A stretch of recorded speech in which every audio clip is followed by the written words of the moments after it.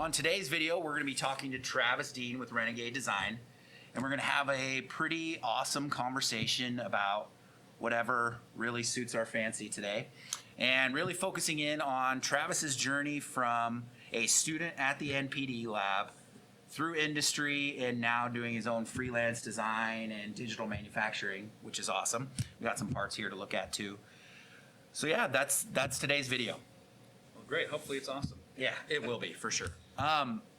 So Travis, let's start at we'll say it's the beginning. Okay. Just for the sake of saying that it's the beginning. And talk about your stint at the NPD lab here at Boise State University. Sure. Talk about your first couple of jobs and just see where it goes. Yeah, so, I think I was very lucky or blessed to have a job at the NPD lab in this room, actually. I think I started in 2007, something around there, as a freshman, out of the Coast Guard. So I had a little bit more experience than maybe an average student. I had a background in machining, so I think that might be the reason they hired me, is they had just purchased a CNC machine, which is still sitting over there. Yeah, right there. And at the time, they didn't really have anybody that had much experience with programming it or running it. And I knew how to do those things. So I got the job, and I was just blown away because I knew, there was like 35 students that applied for it, and they had 2 openings, and me and a good friend of mine managed to land a job, which was awesome. And working at the NPD lab was truly an awesome experience. In fact, I would say that it was one of the most formative experiences in my college experience. Yeah. And I think, to me, the big benefit was not only did I work with clients on real projects, but that had real-world applications, and there are real-world considerations like, when you're doing things in engineering school, you might be looking at just the technical side of things or finding a solution to a problem, but working for a client, you have to be concerned about things like, well, how does it look, and, the overall cost, and a few cents worth of material can sometimes make the difference between a product success or not. Yeah. So it was tying in all these really cool, all these kind of things that are hard to describe in a textbook into real world. And I feel like that really helped me apply what I was learning at school into real world experience, and I loved it, and it was super valuable. Yeah, and so you're a mechanical engineer. Yes. By trade, but one of the things that we try to focus on at the lab is trying to kind of bridge that gap between the electrical side and the mechanical side. And so I know that after you left the lab, you went to a prosthetics company, working obviously on the mechanical and the electrical side too there. And so describe some of the places you worked after you left.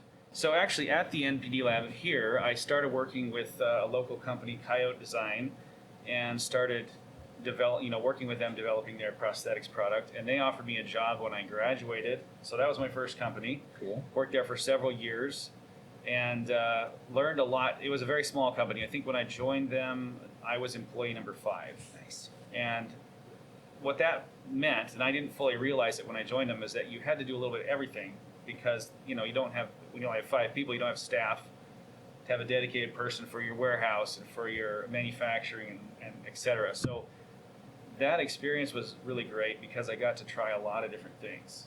And I even got to go to trade shows and do some selling and other stuff that I wouldn't have gotten to do if I was working for a big company. Yeah.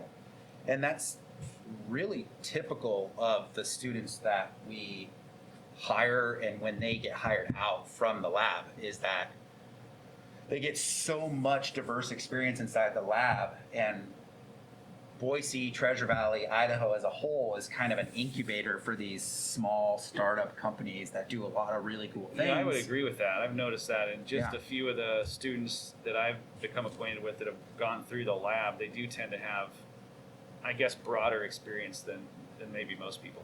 Well, and I think it's a big misconception inside academia is that you're a mechanical engineer, you're going to be doing HVAC, or you're going to be doing whatever else boring things mechanical engineers typically do. None of it's boring. It's all exciting. That's not true. And we get to the point where it's like, I find that students are nervous when they come into the program, right? It's like they're almost so timid when they start that they almost don't even feel like they're necessarily qualified for what they're doing. but it's really interesting to watch them and to, as a mentor, give them a glimpse of what the real world is actually going to look like. And the chances of them going on to a team of 50 people is probably not likely. You're probably going to go onto a team of 5. And so you might eventually have to clean a bathroom, because I know I did when I graduated. Yeah, me too. First job, I remember the times when I was sweeping the warehouse Yep. because it just needed to be done and there was no one else to do it. So Someone had to do it. Yep. You know, if they want to pay us an engineering salary to wipe, to, you know, Well, I did. mop I actually got floors. chewed out once because I was sweeping out the warehouse, and my boss was like, "I'm not paying you to sweep the warehouse. We'll get someone else to do that." Yeah. So, which was kind of funny. But I've been there too.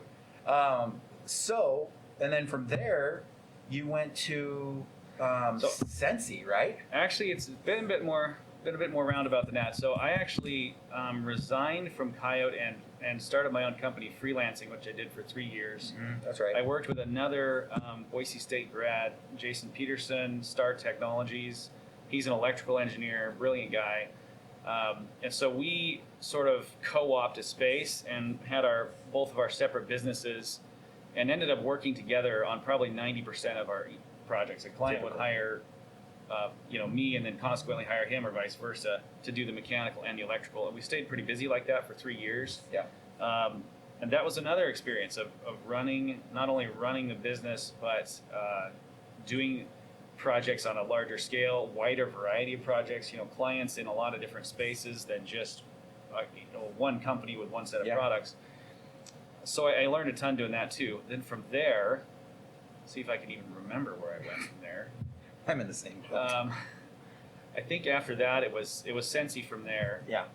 And then from that point, I went to work for It's Alive Labs for a couple years, and then from there I back freelancing again. Sort of started up my own company again this year. So Yeah. Well, and I know that again, this whole notion of multidisciplinary learning and exposure to electrical engineering and the mechanical side, and when you're on these small teams, marketing, sales, right, and things like getting to touch the manufacturing a little bit closer, where you're actually visiting the shops, and it's very influential in your design process at that point.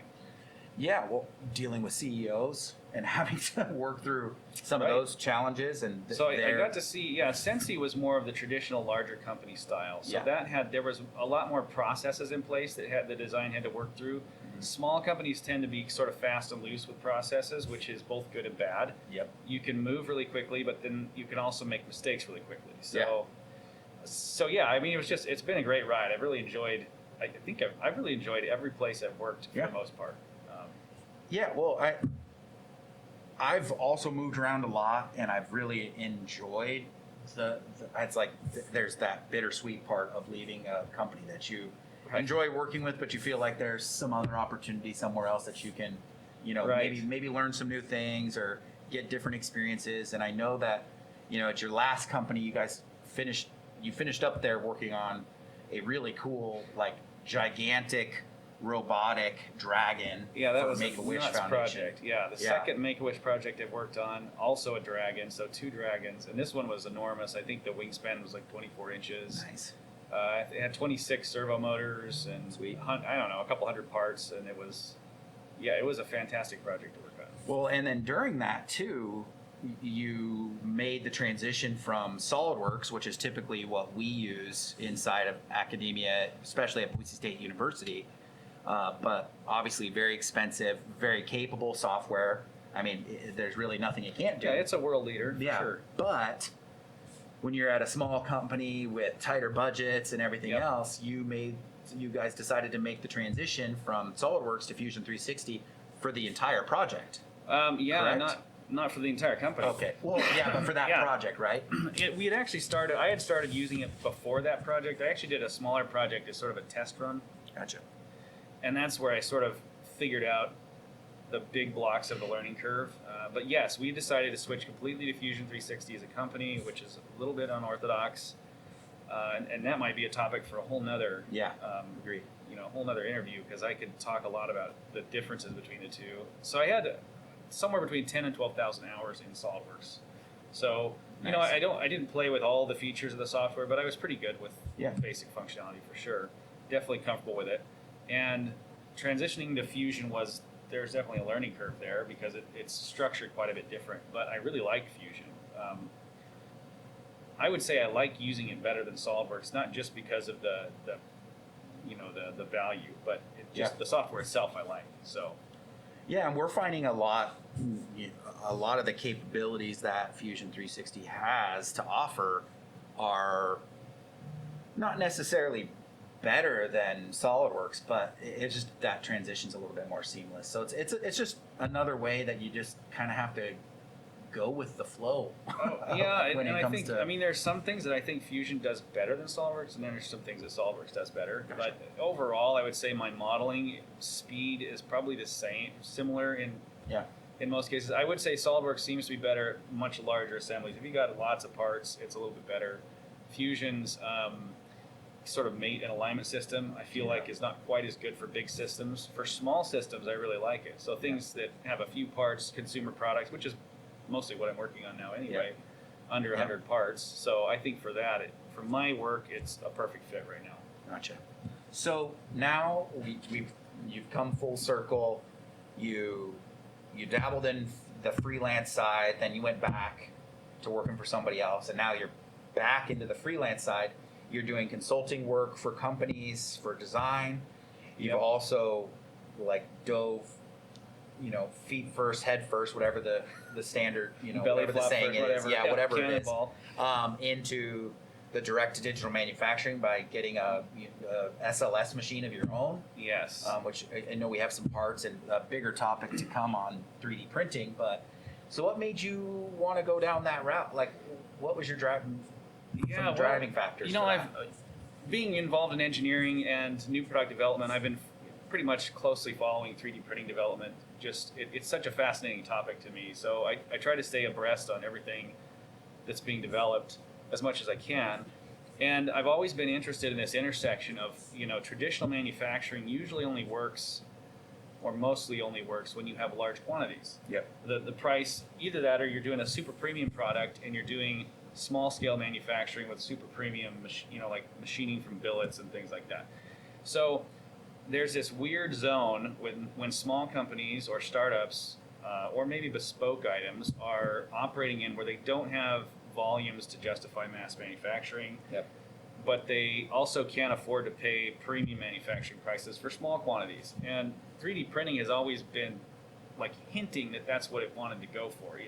People are always saying Huge things misconception. Yeah. Right, and basically, in the early days, not that long ago, material properties or surface finishes were so poor that they weren't they weren't good for end use products. No. And then once the SLS material started arriving, and I started playing with them, I realized, well, the material properties are actually good enough to use, and the finish isn't bad. And then development kept going along, and then the machine that I bought, which is a Formlabs Fuse 1, finally seemed to check all the boxes as far as surface finish, material cost, and machine cost. And so I could actually pencil out and say, okay, this is going to make sense for a small business like myself, only one employee at the moment, to have this machine not only as a tool to use with my clients so I can serve them better, but also as a jumping off point into direct digital manufacturing. Nice. So that's kind of what generated that push, I guess. Well, and let's face it, if you're doing any kind of design or product development, having a 3D printer next to you is critical. Yeah, I mean, there's nothing like being able to have an idea, send it to something, even if it's rough. Right. And just to get an idea of the fit, finish on depending on the style of printer you have, even one instance of function. Well, maybe it'll last one time, but that's actually something I think I came really intimately familiar with in the NPD lab, because we had several printers just here in the lab, and they were available for us to use all the time. Yeah. So we didn't have to wait on a service bureau to ship us parts, and I learned really quickly that was, worth a lot. So every company I've gone to, if they didn't have printers, we had printers by the time I left. Yeah. Yeah. Usually whatever they could afford. So Yeah, that was me too. Now that I Yeah. think about it, I convinced everybody. I mean, my shop is no different. I've got 5 different printers and 3 different technologies represented, and the SLS is by far the most industrial, highest quality. But the FDM Prusas and stuff are still useful. I still use them routinely for stuff. Yep. And even the resin printers, I use those occasionally too. Yeah, they all have their niche. those pros and cons, Yeah. that niche, and we'll definitely talk a little bit more detail about those in another video. So we've gone full circle with Travis, and so now the last thing is if you had some do's and don'ts of as we have students that are coming out of school, we've got entrepreneurs that are trying to do things, we've got the job market stuff, everything right now is just crazy. It's like as you've gone from student to you had 4 kids while you were a student as well. Well, I had my 4th. We had our 4th kid while I was in junior year, which was also the busiest year. So so not still don't know how we super did that, easy. Not easy by any means. Yeah. And so if you kind of look back and say, these are just some things that I was really glad that I did, and here are some things that I wish I would have known, on the other side. Yeah. So. And again, my experience with engineering, I would say it's a little bit atypical. Kind of a little bit of a niche with the new product development, which is a niche we both love a lot. So my experiences are going to be somewhat centered around that. And I think one thing that I really value and I think is worth its weight in gold is getting involved as a student in some kind of lab or some kind of a student club that's building something as an engineer.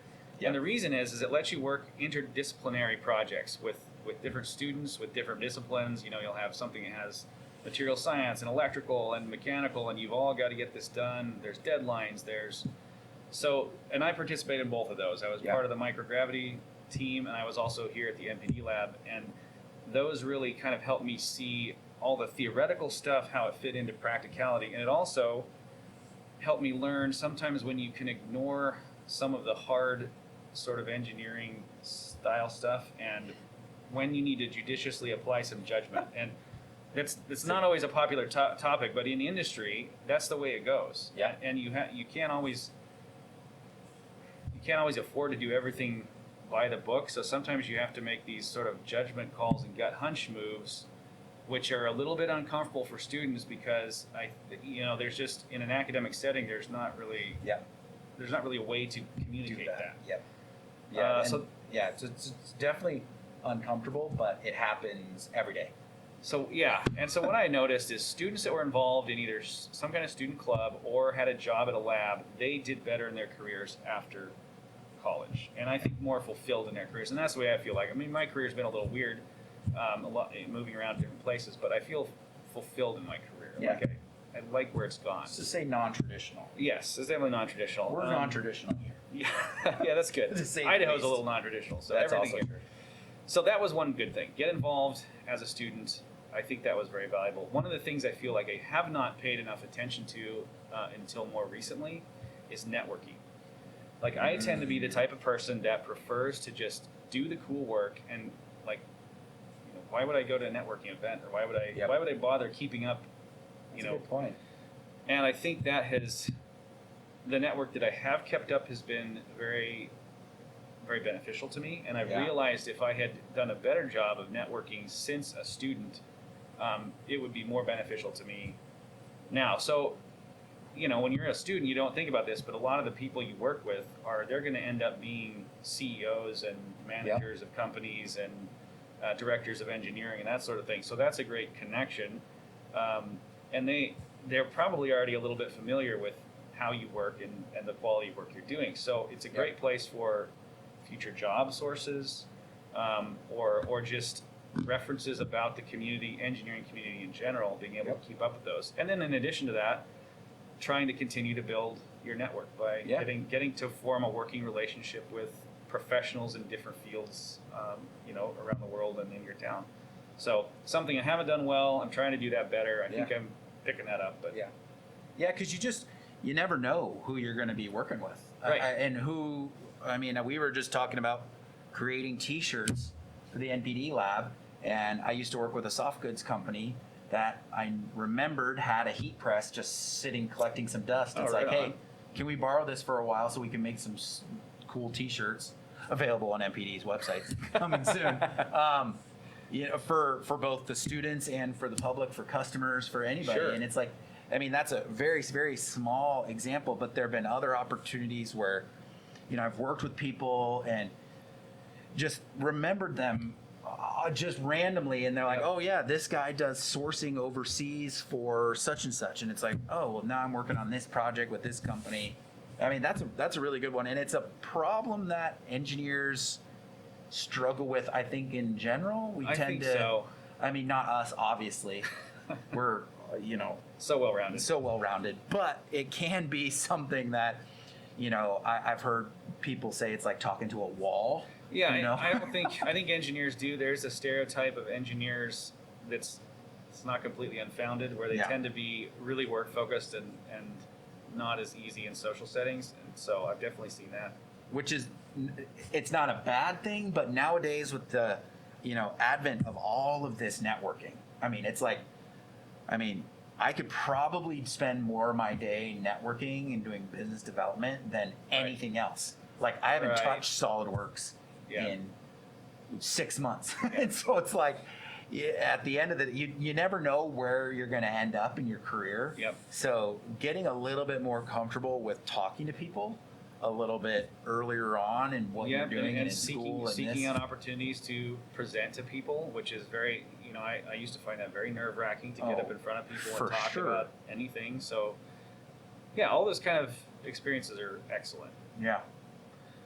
Awesome. Well, I think that's a good way to finish that off. Okay. So I really appreciate you. Thanks for coming having in me on. the This is interview. really great, Gray. And I've known you for quite a while since you were a student here. I think you joined the MPD lab right as I was leaving, Yep. and now you're managing MPD lab. So that's been really cool to watch that transition. But anyway, thanks for having me. Yeah, it's been great. All right. Well, keep up with us on all of our brand new social media. We're just dipping our toes into this for the first time, so bear with us. But we're hoping to have videos like this, at least a couple a month to give what we feel like is our audience a good glimpse into what they can expect when they go out and find a job, what young entrepreneurs and small businesses may learn or glean some kind of knowledge from us, and hopefully be able to divert this into some live events where we can answer your questions as well as we're talking through this stuff. So feel free to put anything in the comments regarding maybe future topics of videos, how cool you thought my shirt was. We did dress very similar. I mean, plaid is definitely the new black, I think, especially in Idaho. So appreciate everybody tuning in.